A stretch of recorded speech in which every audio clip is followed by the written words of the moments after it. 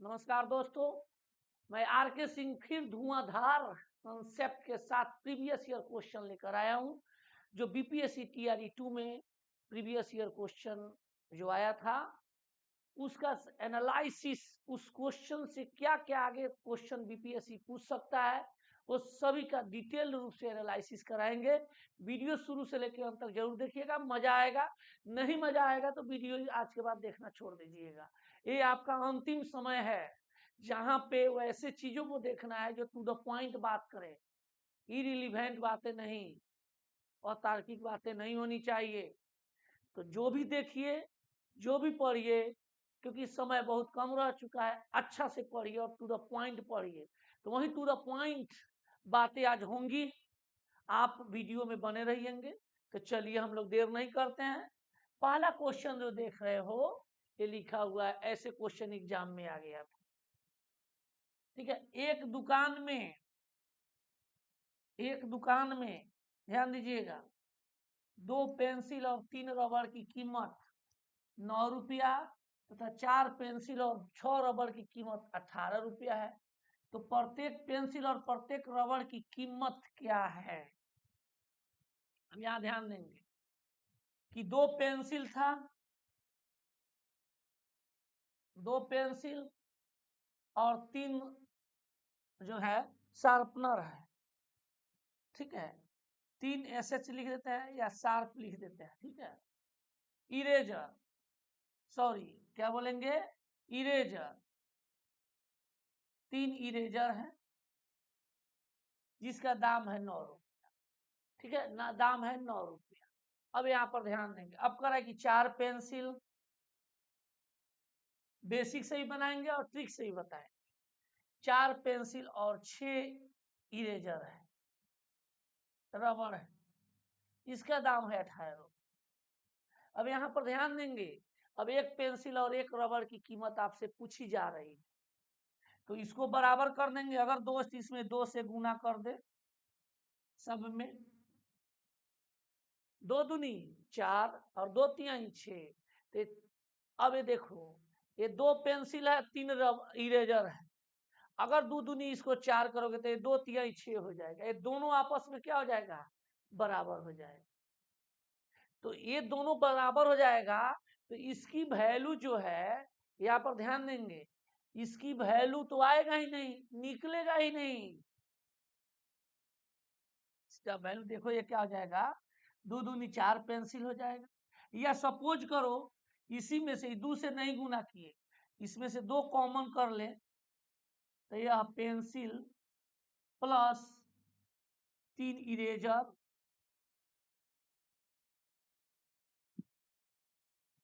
ठीक है, 3 इरेजर,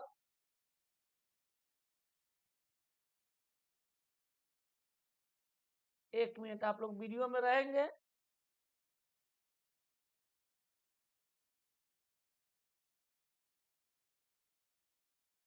तो 3 इरेजर और ये कितना है, 18 है। यहाँ 2 पेंसिल छूटा है, 2 से ही काट दिए, 9 मर्क में चला गया। यानी 2 पेंसिल 3 इरेजर ए भी है, 2 पेंसिल 3 इरेजर ए भी दिया हुआ है। दोनों का दोनों, यानी इसका वैल्यू आप निकाल ही नहीं सकते हो। अगर ऑप्शन से देखोगे तो प्रत्येक पेंसिल की कीमत 1 रुपया। अगर तू 1 रुपया पे हो तो ये 2 रुपया हो गया, 3 दूनी 6, तो 6 और 2 एकम 2, तो 6 दू 8 ही हुआ। अगर 2 रुपया रखते हो प्रत्येक पेंसिल तो 2 दूनी 4 और 3 एकम 3, 4 3 7 हुआ। 3 रखोगे तो 2 तिहाई 6 और 3 दूनी 6, 6 6 क्या हो गया, 12 हो गया। ऐसे भी इसका आंसर निकलेगा ही नहीं, तो क्या होगा, ई फॉर इमली के खट्टा बेरी का पेड़। ठीक है, तो ये जो है वैल्यू निकलेगा ही नहीं, निकलेगा। इसीलिए इसका आंसर जब भी इस टाइप का प्रश्न हो तो आप ऑप्शन से निकालना सीखना। चलो आ जाओ, अगला क्वेश्चन ये देखो क्या है। 4 बहनों की औसत आयु 7 वर्ष है, यानी औसत मतलब ईच, प्रत्येक का। तो प्रत्येक का उम्र कितनी है, 7 वर्ष है। तो 4 बहनों का उम्र का जो कितना हो जाएगा, तो 4 गुना 7, 7 चौका 28। कह रहा है इसमें माँ की आयु भी जोड़ दे, माँ की आयु भी जोड़ दिए तो ये कितने हो गए? 4 गो बहन के उम्र, एगो माँ का उम्र, कितने लोग हुए? तो 5 वर्ष, 5 लोग हुए। तो पांचों उम्र का योग बटा 5 संख्या, यानी अब तक के उम्रों का योग बटा अब तक की संख्या बराबर अब तक का औसत। औसत 6 वर्ष बढ़ जाती है। पहले औसत कितनी थी? 7, अब 6 वर्ष बढ़ गया, 7 और 6 13 हो गया। मेरे दोस्त ध्यान देना, यहाँ 7 चौका 28 जोड़े x, 13 पचे 65, x बराबर हो जाएगा 65 माइनस 28, यानी आपको 15 में से 8 गया 7, 5 में से 2 गया 3, 37 वर्ष जो होगी माँ की उम्र होगी। ए फॉर अहमदाबाद की डैश कमेंट कीजिएगा, ठीक है ना। तो यहाँ पर ध्यान दीजिएगा, कभी भी औसत का प्रश्न हो मेरे दोस्त तो आपको स्टार्ट करना है योग से और खत्म करना है औसत पर। कोई भी हो स्टार्ट वहीं से करना है। किससे? तो योग से। यानी योग बराबर होता है क्या? ध्यान देना, योग बराबर होता है औसत गुना संख्या, औसत गुना संख्या, और औसत बराबर होता है योग, संख्या नीचे ला लिए, योग बटा संख्या। तो शुरुआत करना है योग से, खत्म करना है औसत से। यानी 4 बहनों की औसत आयु 7 वर्ष है, तो योग कितना होगा? 7 चौका 28। अगर कोई शामिल होगा तो प्लस करेंगे, हो सकता है निकालने का भी कह दे तो माइनस करेंगे। माँ की आयु जोड़ दे, माँ का उम्र हमने x ले लिया, 4 आदमी के जोग एक, 5 आदमी का जोग हो गया। अब खत्म किसे करना है? औसत से। औसत क्या कहता है? योग बटा संख्या। योग तो हो गया, संख्या कितने लोग हो गए? तो 4 गो पहले से, एगो 5 गो। अब योग बटा संख्या बराबर औसत हुआ। अब औसत क्या होगी? तो पहले औसत थी 7, अब 6 वर्ष बढ़ गई, 7 और 6 13 हो गई। बाकी कैलकुलेशन करना आपका काम है। जब भी औसत का प्रश्न है यहीं से स्टार्ट करना है, शुरुआत करना है योग से, खत्म करना है औसत से। कोई भी क्वेश्चन होगा बन जाएगा आपसे। अब इस क्वेश्चन को देखो, ये प्रिज्म है, प्रिज्म। तो प्रिज्म का हम बोले ही थे कि देखो किसी भी चीज का 3 डायमेंशन का अगर आपको आयतन निकलना है, किसी भी चीज का आयतन निकालना है तो उसकी आधार के क्षेत्रफल में, आधार के क्षेत्रफल में ऊंचाई से हम गुना कर देते हैं तो किसी भी चीज का क्षेत्रफल निकल जाएगा।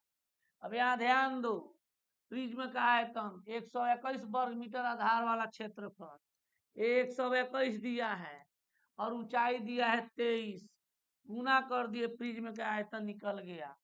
23 से कम 23, 2 आया, 23 दूनी 46 और 2 48, और 23 से कम 23 से 4 2783 आपको पूछ दिया। अगर हो सकता है इसके बाद आपसे पूछ दे पिरामिड का आयतन, पिरामिड का आयतन, तो इसमें केवल जो है शंकु जैसा हो जाता है, 1/3 हो जाएगा।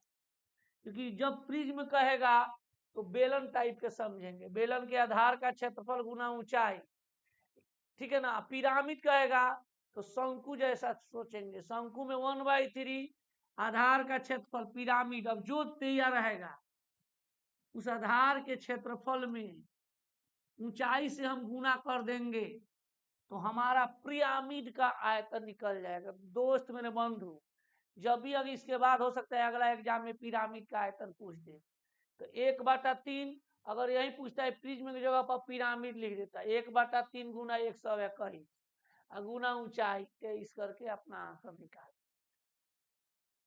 ठीक है, ठीक है। तो याद रखना है ये जो होता है। अब इसी चीज का देखो, ध्यान में रखो, यही अगर शंकु कह देता दोस्त तो 1/3 आधार का क्षेत्रफल होता है। शंकु एक आइसक्रीम का नीचे वाला भाग होता है, तो वो क्या होता है? वृत्ताकार होता है, देखेंगे आप वृत्ताकार हो, जैसे ये बना दिया जाए तो ये वृत्ताकार होगा। तो 1/3 आधार का क्षेत्रफल यानी वृत्त का क्षेत्रफल पाई आर स्क्वायर गुना एच, इसीलिए फॉर्मूला होता है 1/3 पाई आर स्क्वायर एच। किसका? तो शंकु का। वही बेलन का आयतन आपसे अगर पूछ देगा दोस्त, बेलन का आयतन पूछ देगा, तो बेलन का आधार ऐसे बेलन होगा बोतल, बोतल बेलन के आधार जो होगा वह भी एक वृत्त बनेगा। और किसी भी चीज का आयतन बराबर आधार का क्षेत्र, अब बेलन के आधार जो होगा वो वृत्त होगा, उसका क्षेत्रफल पाई आर स्क्वायर और इसकी ऊंचाई से गुना कर देंगे, इसीलिए इसका फॉर्मूला होता है पाई आर स्क्वायर एच होता है। तो बेलन का आयतन पूछेगा पाई आर स्क्वायर है, शंकु का आयतन पूछेगा आधार का क्षेत्रफल गुना ऊंचाई, पिरामिड का आयतन पूछेगा 1/3 गुना आधार का क्षेत्रफल गुना ऊंचाई, शंकु का पूछेगा तो 1/3 और उसका आधार पाई आर स्क्वायर एच। ये आपका होता है। एक और चीज ले लीजिए, गोला का आयतन आपसे पूछ दिया, गोला का आयतन तो 4/3 पाई आर क्यू होता है। अगर अर्धगोला का पूछ दिया आयतन, अर्धगोला का आयतन पूछ दिया तो ध्यान रखना है 2/3 पाई आर क्यू होता है, ये आप लोग याद रखेंगे। आर दिया रहेगा और पाई का मान 22/7 होता है, याद रखना है, याद रखना है, ठीक है। आ जाइए अगला क्वेश्चन देखो क्या। 1 और 50 के बीच कितनी अभाज्य संख्याएं आती है? 1 और 50 के बीच 15 अभाज्य संख्याएं आएंगी। कितनी संख्याएं आएंगी? 15। तो यहाँ पर और डाटा क्या क्या हो सकता है? 1 और 50 के बीच तो आपने समझ गए कितनी होती है, तो 15। 1 से 100 के बीच में, 1 से 100 के बीच में 25, 51 से 100 के बीच में 25 में से 15 गया 10, क्योंकि 1 से 100 25 होता है या 1 से 50, यानी 100 में से 50 वो खींच लेता है, 51 से 100 बचेगा, यानी 25 में से 15 घटा दिए तो 10 हो गया। और लिख लो 1 से 150 तक 35, 1 से 200 तक 46। अब इसमें पूछ सकता है सबसे छोटी अभाज्य संख्या, सबसे छोटी अभाज्य संख्या तो 2। अभाज्य संख्या उसको बोला जाता है दोस्त जिसमें किसी संख्या से भाग न लगे सिवाय 1 और स्वयं संख्या को छोड़कर, सिवाय 1 और स्वयं संख्या को छोड़कर। तो सबसे छोटी अभाज्य संख्या क्या होगी दोस्त? तो 2 होगी। और क्या क्वेश्चन बन सकता है? सबसे छोटी विषम अभाज्य संख्या, सबसे छोटी विषम अभाज्य संख्या 3। प्रथम 9 अभाज्य संख्याओं का योग, प्रथम 9 अभाज्य संख्या का योग भी पूछता है, तो यह 10 होगा 100 होगा। अभी जो है एसएससी के एग्जाम में देखा गया प्रथम 10 अभाज्य संख्याओं का योग पूछ दिया है, प्रथम 10 अभाज्य संख्या का योग, प्रथम 10। तो ध्यान देना 9 अभाज्य संख्या ये 2 से स्टार्ट होता है, 2 3 5 7 11 13 17 21 और 23, 9 होगा, 2 2 4 2 6 2 8 1 9, यानी 23 तक 9 होता है, इसका योगफल 100 हो गया। और 10वां 23 से आगे कौन होगा दोस्त? तो 29 हो, इसीलिए इसका वैल्यू 129 हो जाएगा। यानी अभाज्य संख्या में किसी भी संख्या से भाग नहीं लगता सिवाय 1 और स्वयं संख्या को छोड़। आ जाइए आगे का क्वेश्चन देखिए, इसको स्क्रीनशॉट आप ले लीजिएगा, वीडियो रोक। इस टाइप का क्वेश्चन पूछे, इस टाइप का तो देखो क्या करना है, रूट अंडर में पॉइंट से पॉइंट हट गया, क्योंकि 2 2 4 2 6 2 8, 2 2 4 2 6 2 8। अब सवाल पैदा हो गया, सवाल पैदा हो गया कि ये हट गया तो क्या बचा, 1225 बटा 5329। अब यहाँ पर ध्यान देंगे, ये 5300 और वर्गमूल निकालना है, तो आप ऑप्शन से भी देख सकते हो। ये जो है 1200, अब यहाँ ध्यान देना, ये 1225 है, 900 से ज्यादा है और 1600 से कम है। 900 का वर्गमूल होता है 30 और 1600 के वर्गमूल होता है 40, यानी यह संख्या 30 और 40 के बीच में होगी। यही दिख रहा है 35 दिख रहा है। फिर ये 5329 देखोगे तो ये 4900 और 6400 के बीच में होगा। 4900 के वर्गमूल 70 होता है, 6400 के वर्गमूल 80 होता है, इसी 49 और 6400 के बीच में है, यानी 70 और 80 के बीच में होगा, यानी 73। दोनों मैच कर गया, बिना निकाले हुए आप जो है बना लें।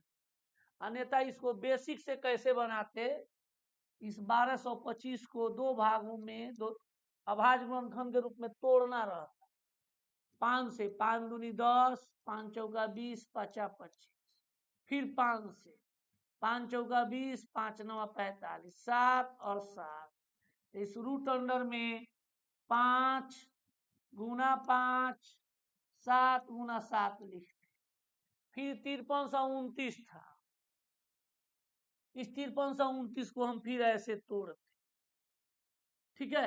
तो ये क्या तोड़िएगा, ये 73 गुना 73 हो, गुना करके देख लीजिएगा, 73 गुना 73। तो ये यहाँ से 5 निकला, 2 5 है, यहाँ से 1 7 निकला, और यहाँ से 2 73 है तो 1 73 निकला, तो 35 बटा 73। इससे ज्यादा समय लगे, लेकिन हम ये बताएं कि 1225 ऐसा 30 40 50 60 का स्क्वायर सोचिए कि किसके बीच में होगा, तो 30 का स्क्वायर 900 और 40 का स्क्वायर 1600, यानी 1600 से कम है, 900 से ज्यादा है, यानी ऊपर वाला की वैल्यू 30 और 40 के बीच में होगी, और जिसके अंत में 5 होना चाहिए, मिल गया 5। उसी तरह 5329 को देख ले। आ जाइए अगला क्वेश्चन,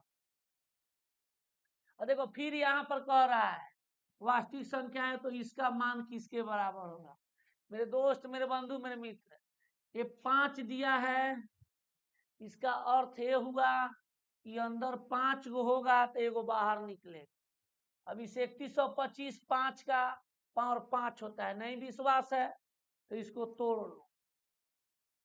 5 से 5 छक 30, 5 दूनी 10, 50 25, 5 से आए 125, फिर 5 से आए 25, फिर 5 से आए 5, यानी 5 कितनी बार है, तो 5 बार है। 5 कितनी बार है, तो 5 बार है, यानी ये 5 5 बार हुआ, गुना x के पावर क्या है 10, y के पावर 5 और z के पावर 10। तो यहाँ पर इस 5 को हम क्या कर सकते हैं, ऐसे भी लिख सकते थे, 5 के पावर 5।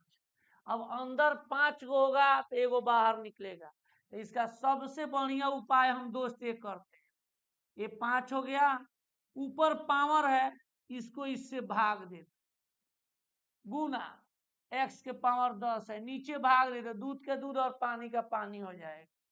फिर y के पावर 5 है तो 5 से ही भाग देते, फिर z के पावर क्या है 10 है, फिर 5 से भाग देते, और इसको काट लो।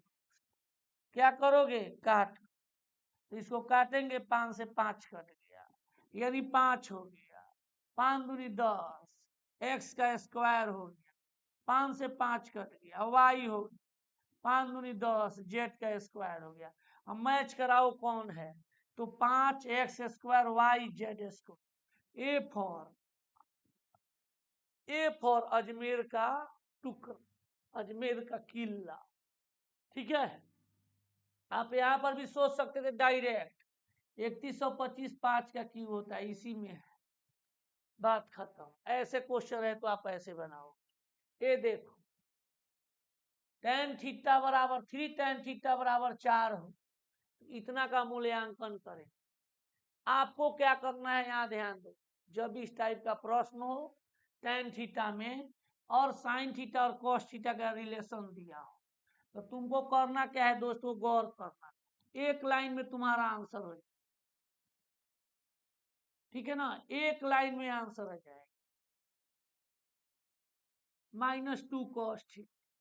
अब तुमको करना क्या है, ये साइन है, इसको tan में बदलना है, तो किससे भाग देंगे, तो cos से, ऊपर नीचे सब cos से भाग दे, cos से भाग दे, cos से भाग। ठीक है, अब यहाँ पर ध्यान, 3 sin by cos 3 tan theta, I cos cos cancel हो गया, 2 हो गया, फिर sin by cos 3 tan theta और -2 हो गया। अब यहाँ ध्यान देंगे 3 tan थीटा का वैल्यू दिया हुआ है 4 जोड़ 2 और 3 tan थीटा का वैल्यू है 3 tan थीटा का वैल्यू यहाँ पर दिया है 4 -2, 4 2 6, 4 में से 2 गया 2, 6/2 कर दिए तो क्या आया, 3 आया, जिसमें इसमें मेरा आंसर नहीं है, इसीलिए इमली का खट्टा और बेड़ी का पेड़ हो गया। ठीक है, तो इस टाइप का क्वेश्चन, तो जब इस टाइप का क्वेश्चन रहे तो तुमको करना क्या है, ये 3 से 3 नहीं होगा, इस 2 को ले लेना, एक बार 4 को जोड़ देना ऊपर, ये 2 को ले, एक बार 4 में से 2 को धके घटा, यानी एक बार इतना के जगह पर 4 और 2 ले लेना है, एक बार 4 में से 2 को घटा देना है, 6, 4 में से 2 गया 2, कैंसिल, 3 हो जाए, ऐसे कर सकते हो। ठीक है, वीडियो अच्छा लगा होगा तो वीडियो को शेयर लाइक जरूर करें, और चैनल को सब्सक्राइब नहीं किए हो तो कर लेना है।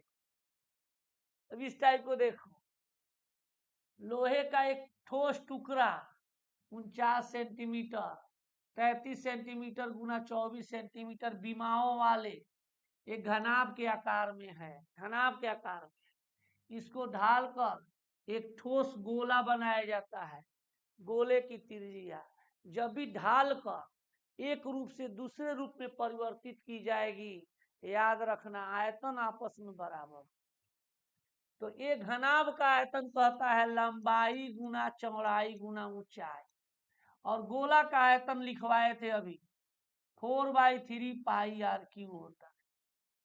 अब LBH तो वहां दिया है 49 गुना 33 गुना 24 बराबर 4/3।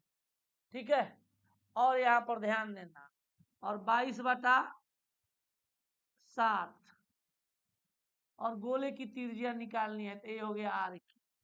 अब यहाँ पर ध्यान दो क्या करें, ये सब के सब या तो काटोगे तो 4 छक्के 24 हो गया, 11 दूनी 22 और 11 तिहाई 33 हो गया। इस 2 से इस 3 को काट, तो यहाँ ध्यान दोगे इस 49 को हम लोग लिख सकते हैं 7 गुना 7, ये 7 इधर आएगा तो 7 हो जाएगा। यहाँ है 3 गुना 3, एक और 3 बराबर के इधर आएगा तो गुना में हो जाएगा, 3 गुना 3 गुना 3, और बराबर यहाँ पर क्या है, तो आर क्यू है।